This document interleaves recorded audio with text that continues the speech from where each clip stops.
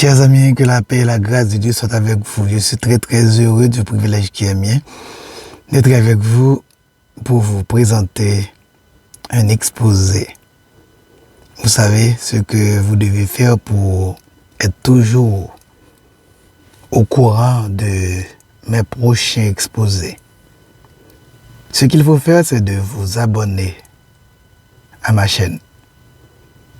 Je vous demande maintenant de cliquer sur le bouton abonnez-vous. Abonnez-vous à ma chaîne pour que vous puissiez être au courant de mes prochaines publications. Aujourd'hui, nous allons répondre à cette question. Êtes-vous Diotrephe ou Gaius? Êtes-vous Diotrephe ou Gaius? N'oubliez pas de partager cet exposé avec vos amis et votre famille. Êtes-vous Diotrephe ou Gaius? Diotrephe et Gaius sont deux membres d'une église locale. Donc aujourd'hui, je vais vous parler de l'église.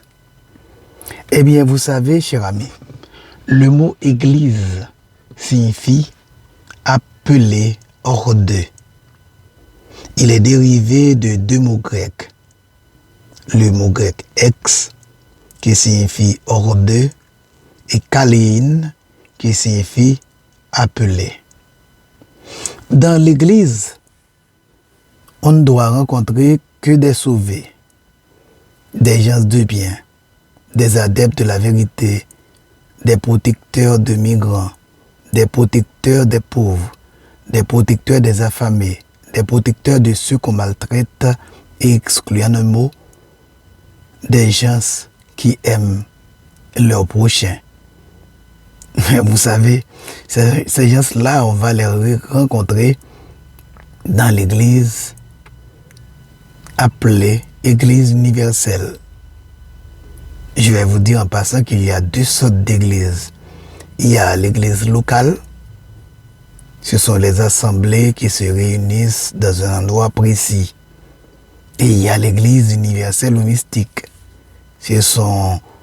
Cette église, cette communauté est constituée de tous ceux qui ont accepté vraiment le Seigneur Jésus-Christ dans leur vie. Donc l'église locale est formée par des gens qui se disent chrétiens ou disciples du Christ. Beaucoup de ces gens interprètent la Bible comme ils le veulent, en créant des doctrines et des traditions. Les adeptes de ces églises locales se nomment par exemple baptistes, pentecôtistes, presbytériens, méthodistes, adventistes, wesleyens et j'en passe. L'église universelle ou mystique n'a pas de frontières. Elle se trouve dans et hors de l'église locale. Ses membres sont caractérisés par leur amour pour Dieu et pour le prochain. Dans les églises locales du 1er siècle, on a rencontré des nés de nouveau, des sauvés, comme on a rencontré des non-sauvés, des gens dont la vie est pire que ceux qui ne se disent pas chrétiens. Aujourd'hui, nous allons vous parler de deux membres d'une église locale du 1er siècle. Nous allons vous parler de Diotrephe et de Gaius. À la question, êtes-vous Diotrephe ou Gaius? Quelle est votre réponse? Eh bien, nous allons essayer de vous dire Diotrephe, c'est quel personnage? Gaius, c'est quel personnage? Et alors, après que je détaille la vie de Diotrephe et de Gaius, eh bien, vous allez analyser votre vie pour voir est-ce que vous êtes un Diotrephe ou bien est-ce que vous êtes un Gaius. Vous savez, chers amis, l'arrière-plan historique de la 3e lettre de Jean nous donne un aperçu très vivant de la vie de l'Église à la fin de la seconde moitié du 1er siècle. À l'aide de quelques traits de plume succinctes, l'apôtre nous décrit 3 personnages. Gaius, homme spirituel et hospitalier, Démétrius, recommandé par tous, et Diotrephe, égoïste et méchant. Diotrephe illustre peut-être le tempérament autoritaire qui peut se rencontrer dans la structure de toute église locale. Ou bien, il peut symboliser la tendance pour un ancien de dominer sur les autres, alors qu'à l'origine, tous les anciens jouissaient d'une autorité égale. Cette tendance a conduit la tendance pour que l'ancien se considère comme supérieur aux autres, eh bien, cette tendance a conduit à l'épiscopat monarchique. Domination d'un ancien appelé désormais évêque. Et ce type d'anciens, ou bien ces évêques-là, ont apparu au IIe siècle de l'ère chrétienne. Le nom Diotrephe signifie nourri par Zéus. Comme notre texte nous le dit, il est un chrétien de l'église locale hautain, orgueilleux, ambitieux, médisant, inhospitalier et arrogant. Diotrephe, affirme l'auteur, s'était rendu coupable de 3 choses. Premièrement, il tenait contre nous, c'est-à-dire contre Jean, l'apôtre Jean, de méchants propos. Ces mots sont littéralement portant de fausses accusations contre nous par de méchantes paroles. Ce responsable autoritaire faisait sans aucun doute de son mieux pour discréditer ce qu'il ne voulait pas recevoir. Le verset 9 fait allusion au représentant de Jean l'apôtre. Mais Diotrephe était allé bien au-delà des simples paroles, même si cela était déjà mal en soi. Non content de cela, il ne reçoit pas les frères. C'était sa 2e faute. Son papotage malveillant constituait sans aucun doute la base de son refus d'hospitalité, en contraste avec l'hospitalité de Gaius. Et troisièmement, comme beaucoup d'autres dictateurs ecclésiastiques depuis ce temps, Diotrephe faisait tout son possible pour imposer sa volonté aux autres. Ceux qui voulaient le faire, il les en empêche et les chasse de l'église. C'est comme qui dirait l'église appartenait à Diotrephe, puisqu'il pouvait chasser des gens de l'église. Qu'en est-il de Gaius? Gaius était un frère fidèle et dévoué. Tout d'abord, l'apôtre Jean appelle Gaius le bien-aimé, au verset 1er. Donc, il était un bien-aimé. Deuxièmement, l'âme de Gaius prospérait. L'apôtre formait des vœux, disant, bien-aimé, je souhaite qu'à tous égards tu prospères et que tu sois en bonne santé comme ton âme prospère. Verset 2, 3 Jean. Nous pouvons avoir une excellente santé physique et une âme languissante. La prospérité de l'âme est donc à rechercher soigneusement et avant tout. Et comment cela? Simplement en demeurant au pied de Jésus, en buvant à longs traits à la source des eaux vives, en nous nourrissant du pain de vie, puis en portant à d'autres ce que nous avons trouvé nous-mêmes en Christ, car celui qui arrose sera lui-même arrosé. Proverbe 11, verset 25. Le psaume 1er nous montre le bonheur de celui qui vit dans la séparation du mal et du monde et qui trouve son plaisir dans la parole de Dieu. Il sera comme un arbre planté près d'un courant d'eau qui donne son fruit en sa saison. Tout ce qu'il fait le réussit. Psaume 1er, verset 1 à 3. Troisièmement, Le nom même de Gaius parle aussi à nos cœurs. Ce nom signifie joyeux. Celui dont l'âme prospère peut bien être joyeux, même dans l'adversité. Le cœur joyeux égaie le visage et fait du bien à la santé. Lisons-nous en Proverbe 15, verset 13 et 17 et Proverbe 17, verset 22. Le cœur heureux est un festin continuel. Proverbe 15, verset 15. Quatrièmement, Gaius marchait dans la vérité. Il est frappant de constater que l'apôtre mentionne ce trait avant de parler de son amour pour les frères.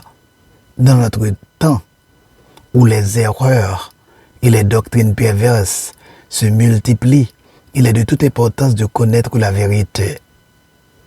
Comme Esdras qui était un scribe versé dans la loi de Moïse, puissions-nous sonder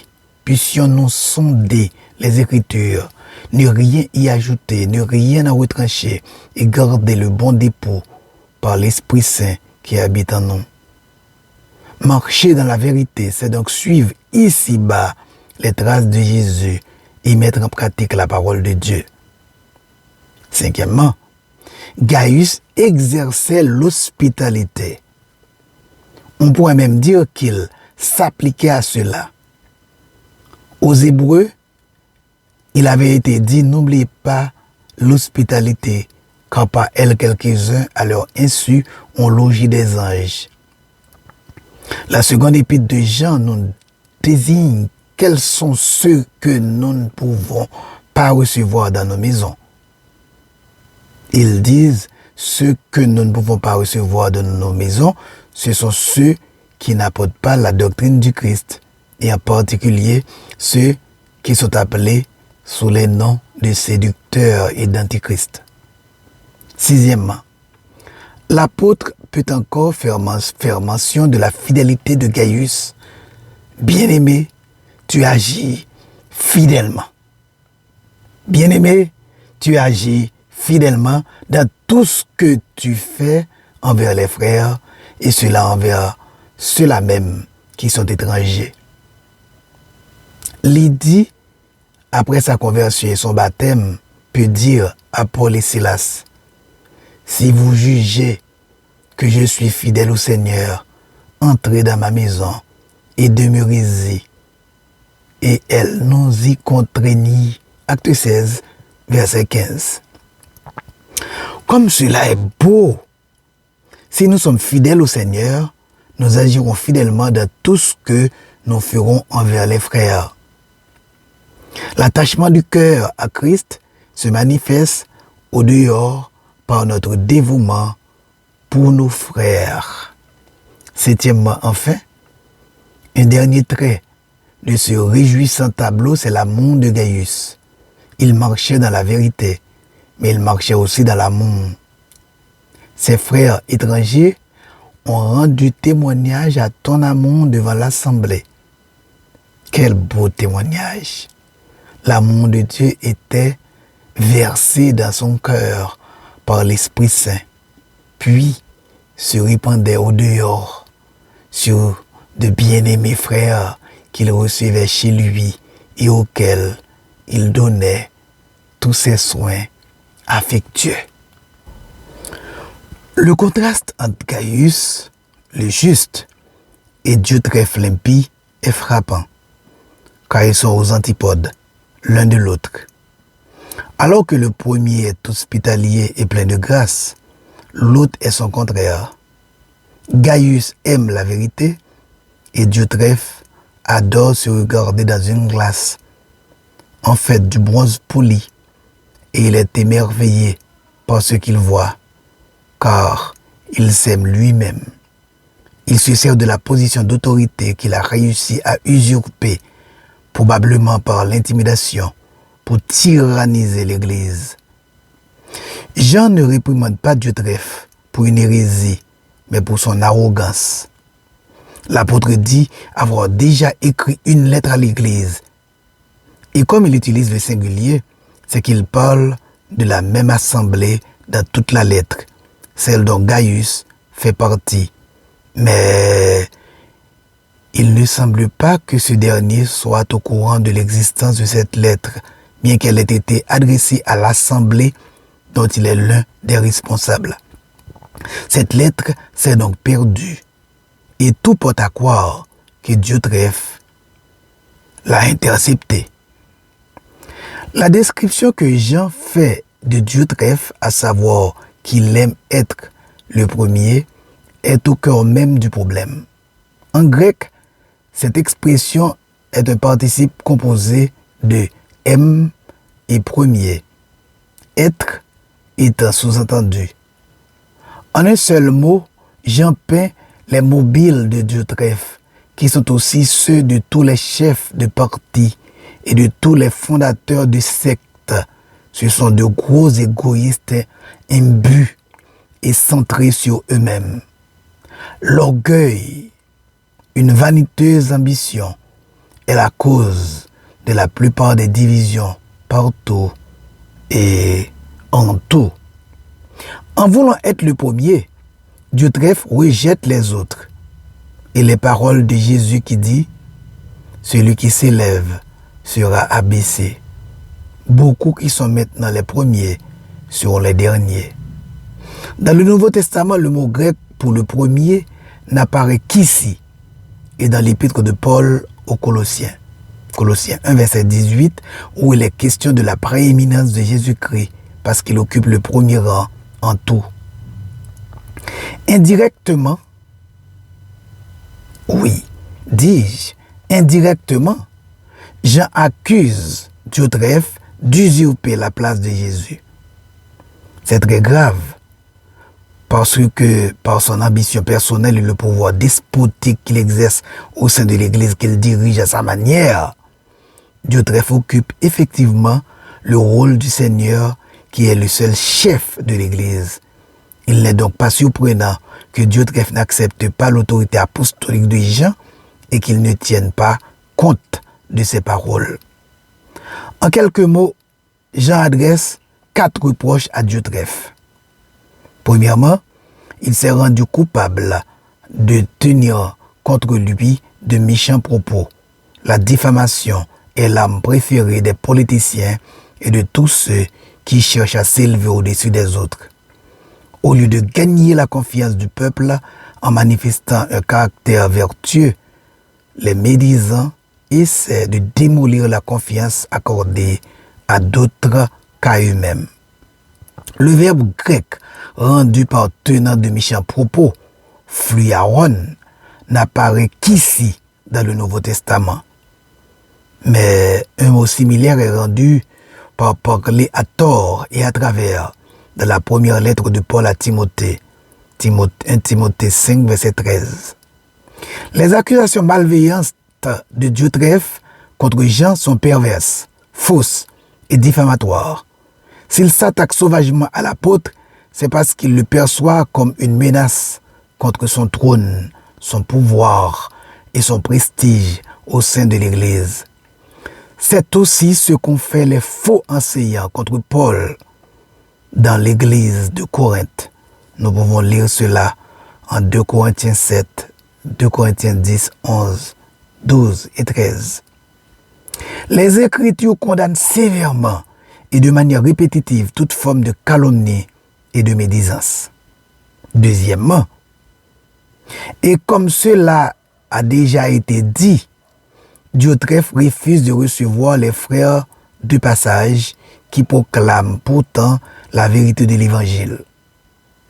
Troisièmement, et c'est encore pire, il empêche les membres de l'Église qui veulent exercer l'hospitalité envers les prédicateurs itinérants et les intimidant. En les intimidant, je reprends, il empêche les membres de l'Église qui veulent exercer l'hospitalité envers les prédicateurs itinérants en les intimidant. Quatrièmement, il les chasse. Il met le comble à son ignominie et utilise sa position pour excommunier ceux qui osent lui tenir tête. Il va sans dire que par son comportement odieux et en refusant le gîte et le couvert aux prédicateurs, Diotrephe freine la progression de la parole de Dieu. Mais on peut être sûr que c'est son dernier souci, parce que sa devise est diriger ou détruire. Il a l'attitude du dictateur ecclésiastique qui aime se mettre en évidence, qui refuse de servir qui que ce soit et qui veut qu'on soit à son service avec tapis rouge et sonnerie de trompette. Prétentieux et sûr de lui, Diotrephe fait le beau, aime s'entendre parler et n'a besoin de personne. Il fait penser à la fable de La Fontaine, de la grenouille qui se veut faire aussi grosse que le bœuf. Sa conduite est peut-être banale en politique, mais scandaleuse dans l'Église de Jésus-Christ. On comprend aussi pourquoi Jean dit à Gaius de ne pas se laisser intimider par ce tyran, de tenir ferme et de continuer son ministère d'hospitalité.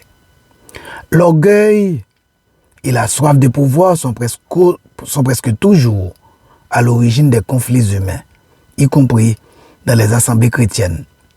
Le truc tragique est que par crainte de la confrontation ou au nom de la tolérance, les responsables d'église refusent souvent de prendre les mesures nécessaires à l'égard de leur Diotrephe. Jean, par contre, n'a aucune intention de se laisser marcher sur les pieds. Malgré son grand âge, il va confronter cet impie pour le bien de l'Église et pour l'honneur de Jésus-Christ. La responsabilité de l'Église, mais aussi le musicien et celui ou celle qui a une belle voix, ainsi que tous ceux qui ont un talent quelconque, peuvent être tentés de se croire supérieurs aux autres et vouloir se hausser au-dessus d'eux. Cependant, Jésus dit, si quelqu'un veut être grand parmi vous, qu'il soit votre serviteur. Si quelqu'un veut être le premier parmi vous, qu'il soit l'esclave de tous. Les postes de gouvernement qui vous sont confiés par Dieu ne sont qu'un appel à servir. Nous devons nous garder du désir de puissance. Tout d'abord, qui s'exprime de multiples façons dans la vie de l'Église et guette tout mouvement aux communautés, notamment la toute-puissance du berger, qui ne délègue que théoriquement aux autres, mais qui en réalité décide de tout dans la communauté et pour tout le monde. Cette volonté de puissance annule toute forme de subsidiarité. Cette attitude est laide et finit par vider de force le corps ecclésial. Nous disons que nous voulons servir Dieu et les autres, mais en fait, nous servons notre ego, notre désir d'apparaître, notre désir d'obtenir la reconnaissance, notre désir d'obtenir l'appréciation. Des signes de ce double jeu apparaissent quand les responsables ecclésiales se présentent comme les seuls interprètes du charisme, lorsqu'ils se débrouillent pour occuper leur fonction de à vie ou décider de leurs successeurs. Nul n'est maître des dons reçus pour le bien de l'Église. Nul ne doit les étouffer. La dernière chose à éviter est le risque de s'enfermer dans une tour d'ivoire, de quitter l'aujourd'hui que nous vivons, de vivre dans un monde parallèle, distillé, loin des vrais défis de la société, de la culture et de tous ces gens qui vivent à côté de nous. Pensez que vous êtes la nouveauté dans l'Église et donc n'avez pas besoin de changement peut devenir une fausse sécurité. Même les nouveautés vieillissent vite. Chers frères et sœurs, chers amis, soyez des Gaius et non des Diotrephe. Vivez dans la vérité. Appliquez la parole de Dieu afin de prospérer à tous égards. Soyez toujours joyeux, malgré tout. Exercez l'hospitalité envers tous, surtout envers les frères et sœurs. en la foi. Agissez fidèlement dans tout ce que vous faites envers les frères et sœurs et envers les étrangers. Ne soyez pas orgueilleux. Ne soyez pas arrogants. Ne vous comportez pas comme des despotes. Et enfin, aimez. Aimez Dieu. Aimez les frères. Aimez les sœurs. Aimez tout le monde. Que Dieu vous bénisse et qu'il bénisse sa parole. J'étais heureux d'être avec vous. Je sais que vous avez déjà cliqué sur le bouton abonnez-vous. Eh bien, espère-moi pour une prochaine vidéo. Bye bye. Que Dieu prenne soin de vous.